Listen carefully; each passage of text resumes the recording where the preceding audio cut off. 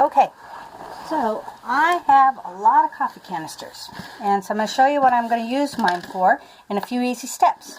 So this is just a plastic coffee container, and they're good for paint and for feeding animals and stuff, but what I'm going to do is I'm going to put little holes in the bottom on the lowest part of the container. There's no rocket science to this. It's a very small diameter drill head. Goes through real easy. Put it on all the low areas. And then the other thing I'm going to do is I'm going to put it around the very bottom. This is step one. Once again, it's not rocket science. This is the outlet holes.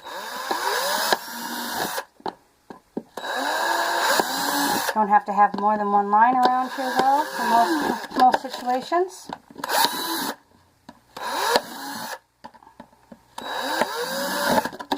You get this side also. So any place that can pool, you want to make sure that you have some holes for outlets.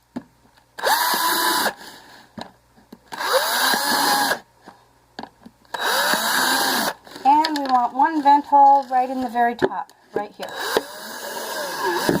Okay, that's step one.